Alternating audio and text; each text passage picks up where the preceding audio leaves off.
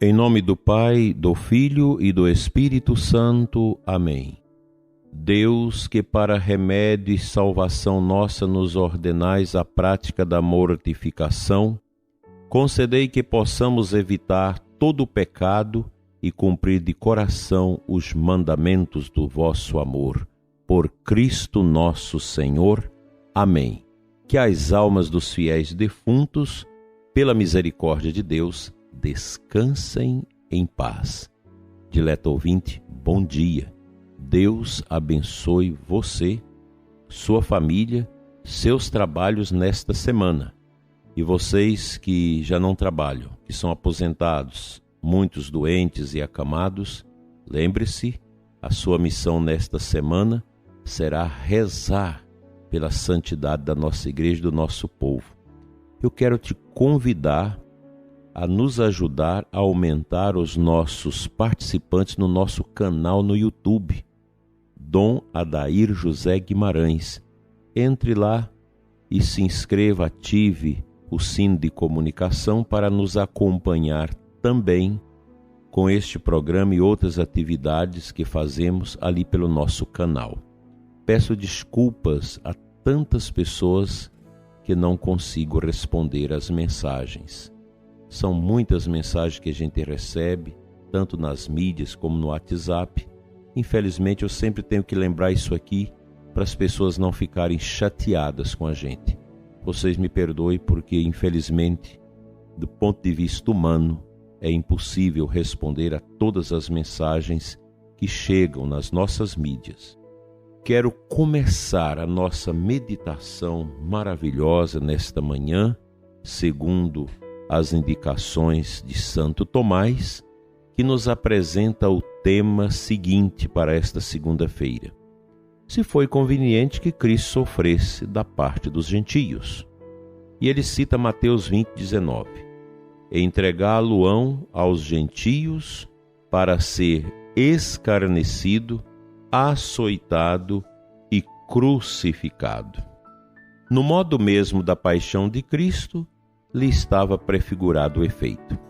Assim, o primeiro efeito da morte de Cristo aproveitou aos judeus, muitos dos quais foram batizados na ocasião dessa morte, como se lê na Escritura.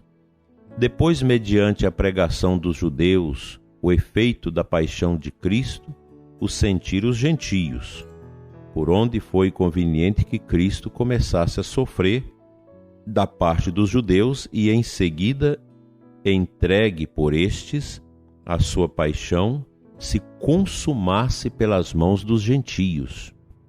Cristo, para mostrar a abundância da sua caridade que o levou a sofrer, pediu do alto da cruz perdão pelos seus perseguidores.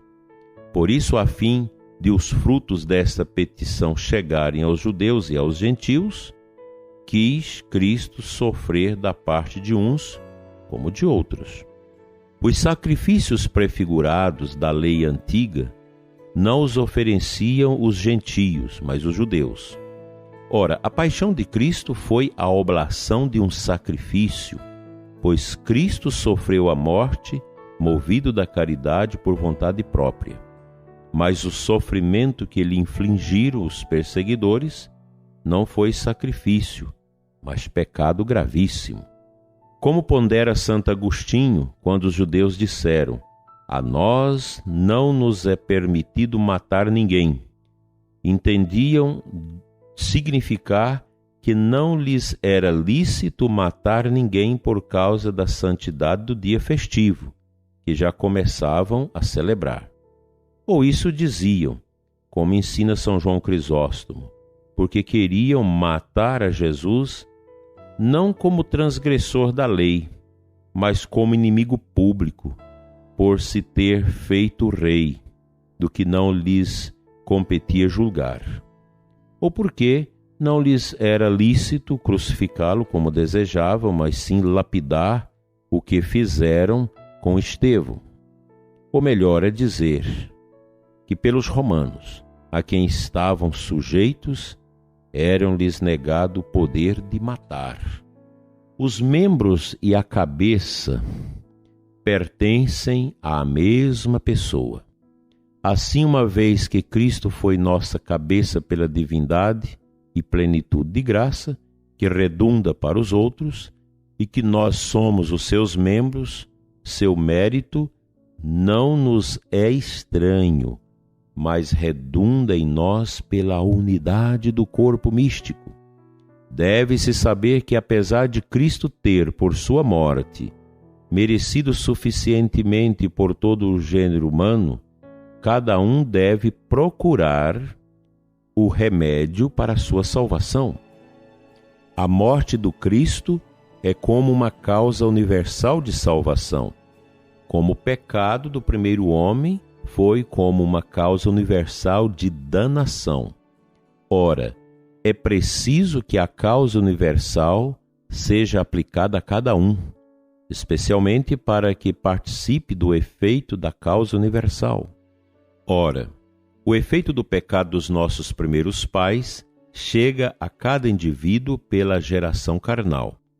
O efeito da morte de Cristo, porém, pela regeneração espiritual, em virtude da qual o homem é, de algum modo, unido e incorporado a Cristo. E por isso, convém que cada um seja regenerado por Cristo e que receba tudo porque opera a virtude da morte de Cristo.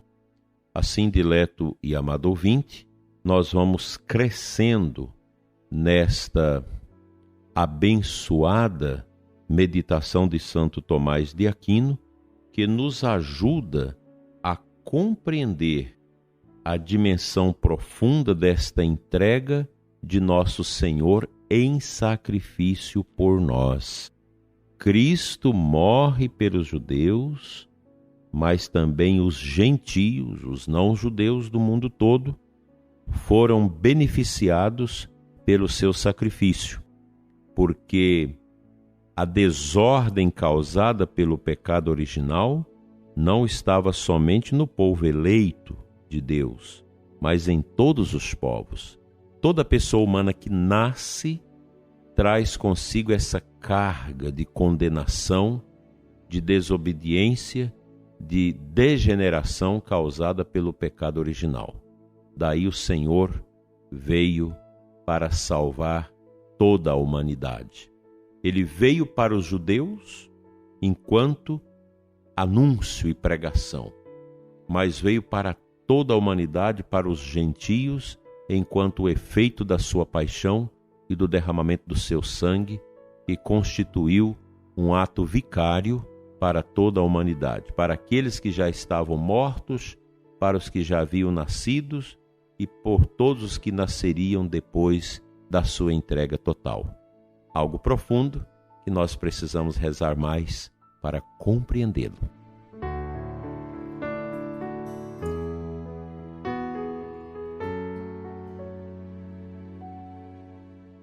O Santo Evangelho desta segunda-feira, Lucas 6, 36, 38. Eu quero meditar com você a aclamação ao Evangelho que nos traz aquela palavra de João 6, 63.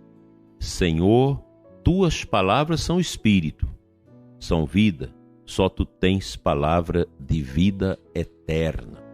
Veja, a palavra de Jesus ela é um sacramento, ela é um sinal forte de Deus. E a palavra de Jesus ela tem sabor de eternidade. Nossas palavras humanas, elas são humanas. Mesmo na evangelização, na pregação que nós realizamos para ajudar as pessoas a compreender e atualizar o mistério de Deus neste mundo, elas, mesmo carregadas de esperança, de fé, de amor, mas elas não são como as palavras de Cristo, palavras de vida eterna. A Sagrada Escritura tem esta especificidade de ser palavra de Deus na palavra dos homens. Até bem pouco tempo, em razão de um certo relativismo na liturgia sob a influência dessas teologias tortas, vesgas, houve algumas práticas de colocar palavras proféticas deste bispo, daquele teólogo, daquele que foi mártir, na primeira leitura, na segunda leitura. Isso foi imediatamente rechaçado pela Santa Igreja, pois nenhuma palavra humana, mesmo dos santos e dos mártires, pode ocupar a palavra de Deus, porque uma palavra viva é uma palavra com sabor de eternidade. E a gente precisa acolher isso como católicos. Nós não podemos esquecer nunca desta realidade tão bela, tão profunda, tão urgente, que é escutar, mas não somente isso, mas praticar a palavra de Deus que chega ao nosso coração através do anúncio da Igreja. Sigamos ouvindo a voz de Cristo e rechaçando a voz do estranho que coloca dentro de nós: meditar sobre a paixão de Cristo é bobagem, isso é um teatro, isso não tem nada a ver. Cuidado, porque o inimigo semeia essas dúvidas dentro da nossa compreensão de fé, e isso termina às vezes por trazer o esfriamento, o afastamento da Igreja, por uma desconfiança em relação às coisas santas. Muito cuidado, prezado ouvinte, pois para tirarmos o pé do solo sagrado da salvação que Deus nos deu através da Igreja é muito fácil. Basta a gente ver os maus exemplos dessa ou daquela pessoa na Igreja para a gente fazer um julgamento errado, seguindo a vontade do demônio, escutando a sua voz parca, e a gente acaba por fugir da Igreja porque ouvimos uma palavra que não é a palavra de eternidade. Sigamos com Cristo, pois as suas boas ovelhas escutam a sua voz e se colocam em prontidão a segui-lo sempre. Amém.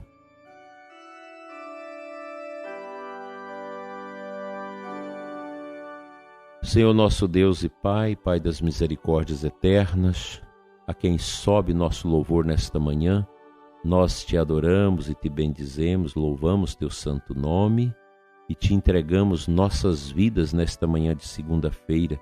Eu oro neste momento, Pai, pelo ouvinte deste programa, especialmente por aquele ouvinte que não está com o coração bem, está vazio por dentro.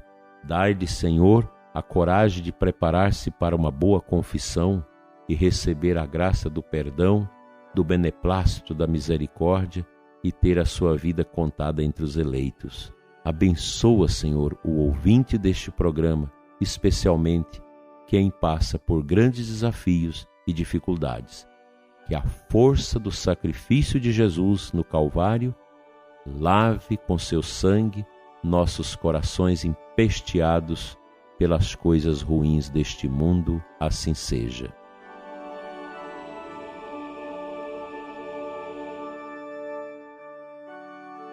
Pela intercessão de Nossa Senhora da Boa Morte, venha sobre ti, prezado ouvinte, a bênção de Deus Todo-Poderoso, Pai, Filho e Espírito Santo, assim seja. E que as almas dos nossos fiéis defuntos, pela bondade de Deus, mereçam o descanso eterno. Até amanhã, se Deus assim nos permitir.